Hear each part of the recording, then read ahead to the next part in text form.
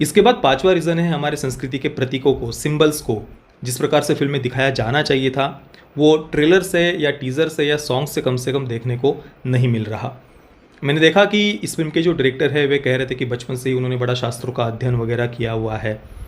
पर मुझे बड़ा दुख हुआ ट्रेलर या सॉन्ग्स वगैरह देखकर कि जिस पात्र को आप गुरु कह रहे हैं अमिताभ बच्चन के, या जिसके पास में जिसने कुछ बहुत ही अलौकिक ऐसी शक्तियों को, अस्त्रों के ज्ञान को उसने जतन करके रखा है इतने लंबे समय से, तो उस पात्र को भी जिस प्रकार से फिल्म में प्रेजेंट किया है, उसके शरीर पर कोई ऐसे ही हमारे संस्कृति के जो सिंबल्स प्रतीक है उनको उतने गर्व के साथ में हमने नहीं, मुझे कम से कम देखने को नहीं मिला। अभी हाल ही में आई हुई कुछ तेलुगु फिल्मों का अगर आप उदाहरण लेंगे, चाहे कार्तिकेय 2 का उदाहरण ले लीजिए या फिर प्रभास की राधेश्याम का उदाहरण ले लीजिए, उसमें प्रभास का जो पात्र है उसके गुरु देखिए किस प्रकार से उन्हें दिखाया है। उनका एक आश्रम, वे गुरुकुल चला रहे हैं, बच्चों को कैसे भारतीय संस्कृति का ज्ञान दे रहे हैं। और प्रभास भी अपने गुरुदेव से जब भी बात करते हुए फिल्म में हम देखते हैं तो अपने गुरुदेव के चरणों में बैठना, बड़े ही सम्मान के साथ में, आदर के साथ में उनसे बात करना, ये सब बातें देखिए किस प्रकार से दिखाई। ये एक ही फिल्म नहीं, आप कई सारी तेलुगु फिल्मों को आप इस प्रकार से देख सकते हैं। अखंडा से लेकर कई सारी बड़ी बड़ी सक्सेसफुल फिल्मों का आप उदाहरण ले सकते हैं। तो सबसे महत्वपूर्ण है कि हमारे कल्चर के जो सिंबल्स है आप उनको प्राउडली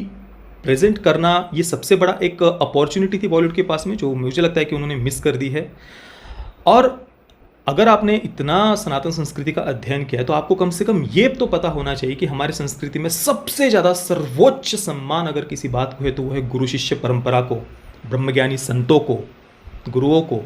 गुरु मतलब वो टीचर या आचार्य या जो बाहर का ज्ञान देते हैं उनकी बात नहीं कर रहा हूँ मैं, जिन्हें हम गुरु कहते हैं। तो कम से कम आप जिन्होंने इतना प्राचीन ज्ञान, अस्त्रों का ज्ञान उन्होंने संवर्धन करके रखा है, जतन करके रखा है, आप उस पात्र को देखिए कैसे दिखा सकते थे कि कहीं पर प्राचीन ऐसी जगहों पर अमिताभ बच्चन का कैरेक्टर है जो कुछ ध्यान, योग, तपस्या के माध्यम से उन्होंने उस ज्ञान का जतन करके रखा है। कहीं पर कोई ऐसा गुप्त, ऐसा कोई आश्रम दिखा सकते थे जहाँ पर उनके कोई शिष्य हो, उन्होंने बड़ी तपस्या करके इस ज्ञान का संवर्धन करके रखा है।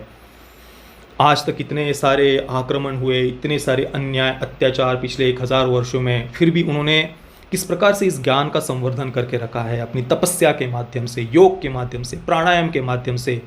बहुत सारी बातें दिखाई जा सकती थी। अभी अमिताभ बच्चन का जो कैरेक्टर या उसके सामने जो कुछ लोग खड़े दिखते हैं, वो जिस प्रकार से वो अस्त्रों का पता नहीं ऐसे ऐसे ऐसे ऐसे ऐसे आकाश से ऊपर हाथ करके कुछ खींच रहे हैं, तो क्या ये अस्त्रों की शक्ति को बुलाने का या कुछ उसको प्राप्त करने का ये मार्ग है? आप उसमें उसके माध्यम से योग, प्राणायाम, तपस्या, कितनी सारी बातों की महिमा आप दिखा सकते थे। तो ये वो एक जो रिप्रेजेंटेशन है हमारे कल्चर का, वो मुझे कम से कम अभी तक तो नहीं दिखाई दिया। और सबसे सर्वोच्च स्थान गुरु शिष्य परंपरा का है, उसको कितनी सुंदरता से इसमें प्रेजेंट किया जा सकता था, जिस गुरु शिष्य परंपरा को बॉलीवुड हमेशा हमेशा हमेशा हमेशा नकारात्मक रूप में दिखाता आया है। तो अगर बॉलीवुड को सच में लोगों का दृष्टिकोण अपने इंडस्ट्री की तरफ बदलने की कुछ इच्छा होती ना, तो वो इसके माध्यम से कर सकते थे, जो कि वो नहीं करते हुए दिखाई दे रहे हैं। और सबसे आश्चर्य की बात देखिए दोस्तों, अमिताभ बच्चन के पात्र के ऊपर जो हमारी संस्कृति के सिंबल्स है वो नहीं दिखाए गए। ये बात जब मैंने ट्रेलर रिव्यू में कही थी तो उसके कुछ दिनों के बाद में ब्रह्मास्त्र का विजन करके एक कोई वीडियो अपलोड किया गया था फिल्म के मेकर्स के द्वारा,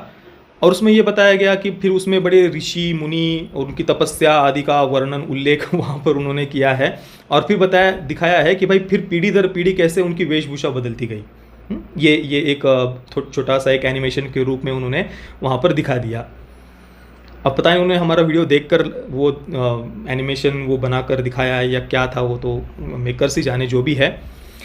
पर भाई आज भी जिन्हें हम गुरु कहते हैं, या जो एक सामान्य, चलो गुरु वगैरह छोड़िए, एक सामान्य से सामान्य हिंदू भी अगर आप देखेंगे ना, वे आज भी कोई तपस्या, मतलब कोई साधना कर रहे हो, मंत्र जाप कर रहे हो या ईश्वर की भक्ति कर रहे हो, मंदिर जा रहे हो, तो उनके शरीर पर भी एक साधारण से हिंदू जो अपने कुछ भी अपने किसी न किसी प्रकार की वो साधना कर रहा हो, तो भी वो अपने कल्चर के उन सिंबल्स को बड़े प्राउड से अपने शरीर पर धारण करता है।